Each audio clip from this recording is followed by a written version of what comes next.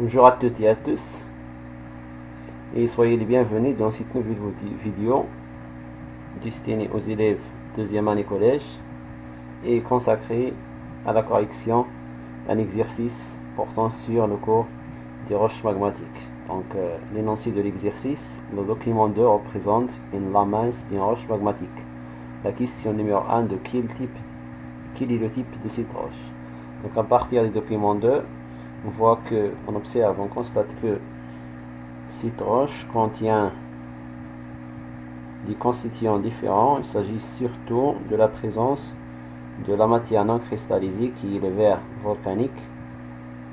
Donc on peut conclure le type de cette roche à partir de ces constituants, notamment la présence du verre volcanique. C'est une roche magmatique volcanique. إذا نوع هذه الصخرة انطلاقا من الوثيقة 2، نلاحظ أن هناك تنوع في مكوناتها ووجود خصوصا مادة غير متورورة الزجاج البركاني. من هنا يمكن أن نستنتج أن نوع هذه الصخرة هي صخرة صهارية بركانية. La question numéro 2 détermine sa texture. La texture de cette roche, c'est une texture microlithique parce qu'il y a la présence, il est constitué des minéraux de petite taille appelés des microlithes. حدد بنية هذه الصخرة. السؤال الثاني بالنسبة لبنية صخرة البازالت هي بنية ميكروليتية أو نصف متبرورة. نصف متبرورة لوجود مادة غير متبرورة في بنيتها، أو بنية ميكروليتية نظرا لوجود بلورات الميكروليتات. La question numéro 3 déterminer les conditions de refroidissement. Donc toujours à partir de ces constituants, on observe qu'il existe trois types de constituants. Il s'agit des minéraux de grande taille, l'élément 1 et l'élément 3. Bien sûr, l'élément 1 représente minéraux d'olivine et l'élément 3, c'est le pyroxyne. Ce sont deux minéraux de grande taille. Et nous savons que les minéraux de grande taille résultent d'un refroidissement lent. L'élément 4 représente des minéraux de petite taille appelés les microlithes. Les microlithes en minéraux de petite taille résultent d'un refroidissement moyen. Et l'élément 2 représente la matière non cristallisée qui résulte du refroidissement rapide. Donc la roche ou le magma a subi trois types de refroidissement. Il s'agit d'un refroidissement lent et d'un refroidissement moyen et enfin un refroidissement rapide à la surface. إذا نحدد أنماط التبريد التي تعرضت لها الصهارة خلال تشكل هذه الصخرة. نلاحظ أن هذه الصخرة تتكون من ثلاث مكونات مختلفة: بلورات كبيرة القد ناتجة عن التبريد البطيء، بلورات صغيرة القد ناتجة عن التبريد المتوسط، ثم مادة متبرورة ناتجة عن التبريد السريع. وبالتالي فهذه الصخرة أو صهارة هذه الصخرة تعرضت لثلاثة أنماط من التبريد البطيء ثم المتوسط وأخيرا السريع على السطح. La question numéro 4.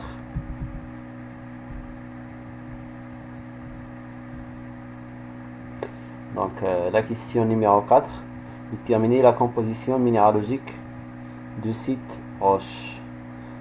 Quand on parle de la composition minéralogique, cela veut dire la composition ou les constituants de cette roche.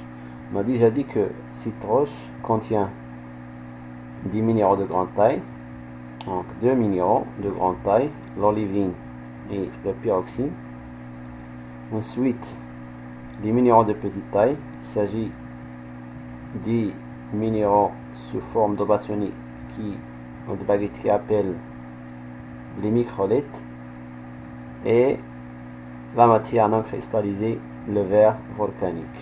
Donc la composition minéralogique de cette roche, il s'agit d'olivine et de pyroxyne qui sont deux minéraux de grande taille, les microlithes qui sont des minéraux de petite taille et le verre volcanique qui est une matière non cristallisée.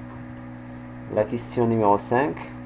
بالنسبة للسؤال الرابع، حدد التركيب العيداني لهذه الصخرة. تتكون هذه الصخرة من بلورات كبيرة القد أوليفين والبيروكسين العنصر رقم 1 والعنصر رقم 3، ثم بلورات صغيرة القد تسمى الميكروليتات العنصر رقم 4، ثم مادة غير متبرورة الزجاج البركاني العنصر رقم 2. La question numéro 5, quelle est la relation entre la composition minéralogique d'une roche et les conditions de refroidissement auxquelles elle est soumise.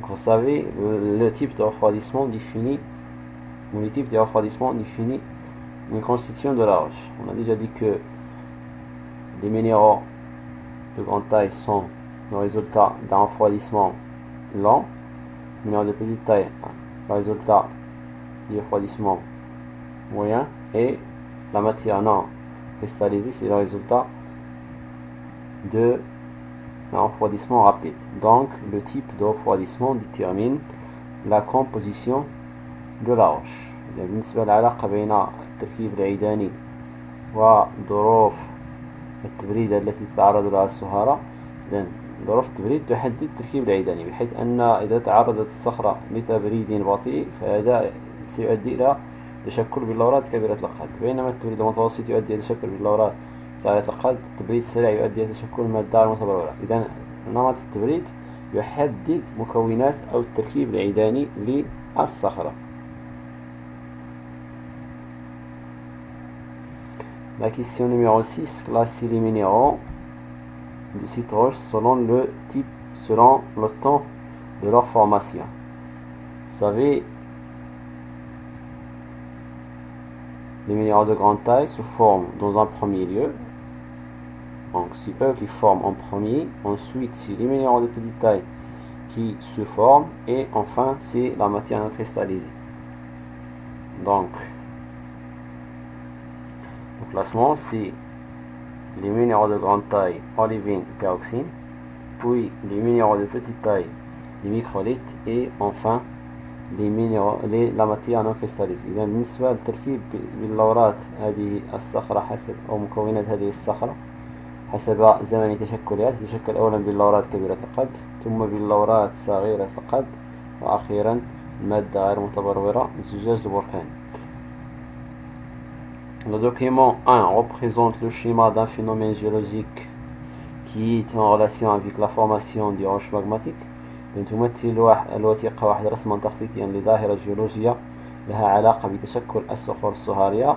La question numéro 7 de quel phénomène s'agit-il؟ إذا السؤال السابع بأي ظاهرة يتعلق الأمر؟ Donc il s'agit du phénomène du volcanisme، يتعلق الأمر بظاهرة البركانية بطبيعة الحال. وثيقة واحد توضح ذلك بشكل لا لبس فيه. Donc il s'agit du volcanisme. La question numéro 8 détermine son typique caractéristique. Vous savez, au niveau des zones de divergence, c'est-à-dire au niveau du dorsal médio-océanique, c'est le type effusif qui domine. Donc le type d'éruption volcanique dominante au niveau des zones de divergence ou au niveau du dorsal médio-océanique, c'est les types effusifs. Donc le type du volcan ou d'éruption présenté dans le document 1, bien sûr qui est en relation avec la formation de la roche volcanique, magmatique volcanique qui est le basalte. Il s'agit d'éruption volcanique effusif. Bien sûr, il a plusieurs caractéristiques. Citons par exemple une lave qui est très fluide, le taux de gaz dissous dans le magma qui est faible, le taux de silice qui est faible aussi, des coulées de lave qui sont très très longues, ainsi de suite. Donc il y a plusieurs caractéristiques. Donc la question 7, le volcanisme, et la question 8, type effusif. Et voilà certains de ces caractéristiques. إذا بالنسبة للسؤال الثامن، حدد نمط الاندفاع البركاني وخصائصه أو مميزاته. يعني على مستوى مناطق التباعد أو الذروات الوسط المحيطية، الاندفاعات المهيمنة بطبيعة الحال التي لها علاقة بتشكل صخرة صهارية بركانية البازلت، إذن هي الاندفاعات البركانية الانسكابية. سنذكر من بين خصائصها صهارة ولافا مائعة جدا، تدفقات لافية طويلة، كمية الغازات الدائبة في الصهارة قليلة، نسبة سيليكا قليلة، إلى آخره. La question 9, la dernière question, elle est du document 1, déterminer le lieu de formation de chacun de type de minéraux ou de constituants de cette roche. اعتمادا على الوثيقة 1 حدد أماكن تشكل مختلف مكونات صخرة البازالت. Vous voyez, l'élément 1 représente la chambre magmatique ou le réservoir magmatique, l'élément 2 représente la cheminée et voilà l'élément 3 qui représente la surface. Donc, nous savons que les minéraux de grande taille se forment sous un refroidissement lent. Le refroidissement lent a lieu dans le réservoir ou la chambre magmatique.